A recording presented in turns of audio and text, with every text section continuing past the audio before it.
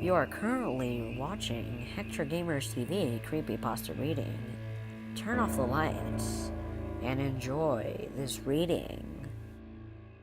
I used to work at McDonald's in the middle of nowhere, just outside of Port Richmond, Virginia. Spooky, right? But after a few months ago, something terrible happened to one of the staff that for some reason justified erasing the place off the map. Not to say that I'm sad to see the place gone. Now, the thing about fast food is that it attracts two kinds of people. Poor but intelligent people who are working towards a bigger picture, and total losers who have given up hope. I belong to the latter group, but Grace? Man, she was the queen of the former. When we both started together about 8 months ago, I knew straight away that this girl was out of my league. She was so cool and down to the earth and just beautiful. She had now this way of accepting people and finding a way to admire them. No matter the person, it didn't matter that she was beautiful, educated, and better than me in every way.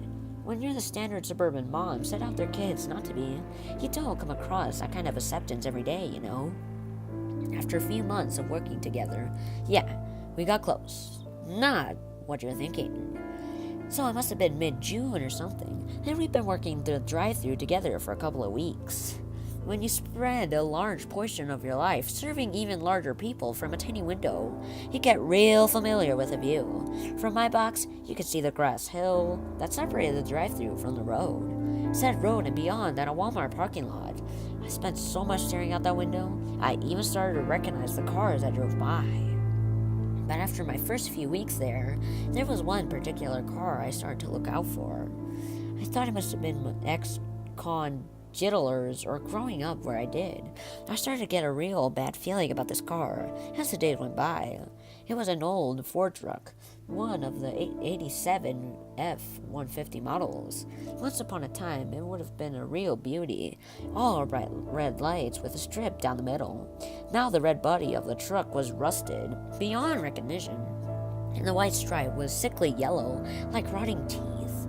The window of the truck were only things that survived the past 20 years unscathed, as they clearly weren't standard. The whole truck was so heavily tinted, I couldn't understand how the thing was still on the road. The cops are real eager around here, or maybe that's just my experience. Anyway, the first time I see a truck, it's just parked in the lot across the road opposite. Nothing unusual about that, other than the pedophilic chick look.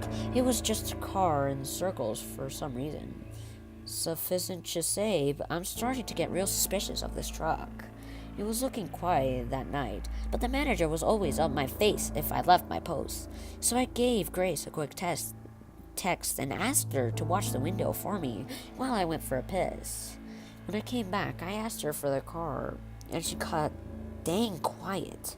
Said that a couple of minutes after I left, she saw the car come down the road and hit the brakes for apparently no reason.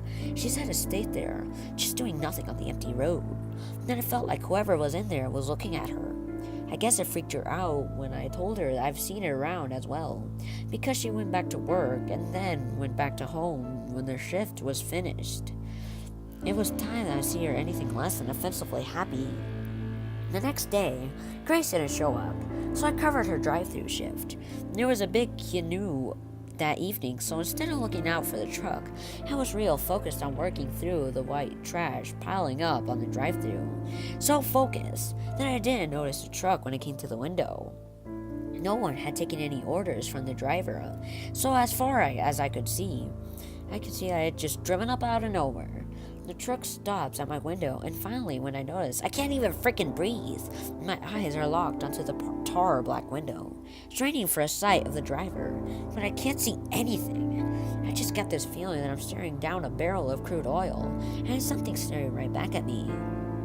I don't know what else to do, so I'm just having a staring contest with this window. Then, as suddenly as it appeared, the car races off. Its tires screeching, it blows over the grass across the wrong lane and races off into the night. I tried to tell the manager, but of course he just tells me to get the grip and deal with my crap. Oh my god, what a dodo. The next day, Grace come back to work, and she seemed back to her old self. I was still reeling from last night, and when I told her what happened, we were both pretty spooked. After a quick smoke, we both agreed that it was probably just some creep playing a joke on us. But we both just keep an eye just in case. I saw it briefly that night. It was driving real slow down the road beyond the hill. Its lights were off, so I could only see a truck by the lights of the cars behind. Behind it was the traffic was building up, and you could hear the horns blaring, followed by curses that were cut short as people got close enough to see the windows. Before long, the truck raced off again, apparently done for the evening. When time came for my regular nature break, Grace was happy to take my spot again. That was the last time I saw her. I must have been gone 2 minutes at the most. But the time I returned to the window, Grace was gone, and the sound of screeching tires pierced the night.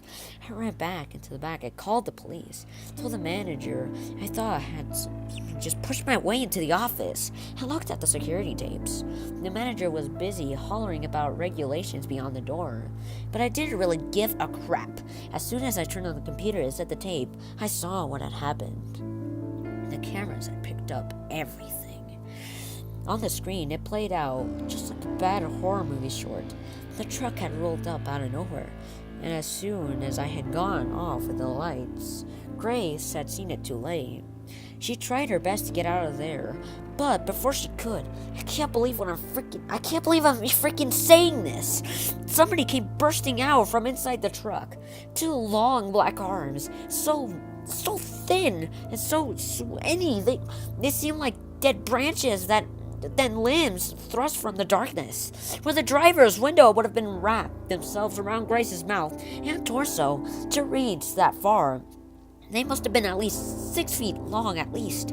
It was all over in about 2 seconds. Grace was pulled headfirst from the drive-thru window into the window that never freaking opened. And that was that. The police closed the whole joint after they took my statement. All of us, management including, got let go so fast that they actually had to pay us unemployment.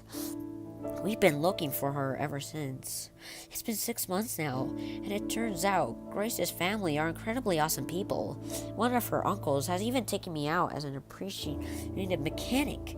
No more McDonald's for me. It turned out that one of my friend's dads, Justin, was working on the case. The guy hates me, but Justin had finally managed to probe him for information.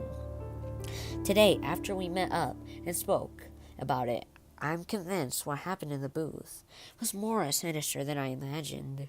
The police hadn't turned up anything. Turns out the plate number I gave them was for a truck that actually belongs to a car on the other side of the country. They never even managed to see the dang thing on any other cameras around the area. And they've checked them all. It's like the car picked her up and blasted out of the drive-thru and just vanished. Well, there was one tape that they didn't get to look at, more than briefly. According to Justin, his dad told him that his whole department is up in arms because a couple of suits came in and confiscated the original tape. Maybe 2 days after the kidnapping, told the whole force to drop the case and leave it to the feds. No one believes me, not even Grace's family. Even the cops that saw the tape are keeping real quiet for some reason. But I'm not crazy. I saw that window, and I know that whatever took Grace from that booth that day wasn't anything natural.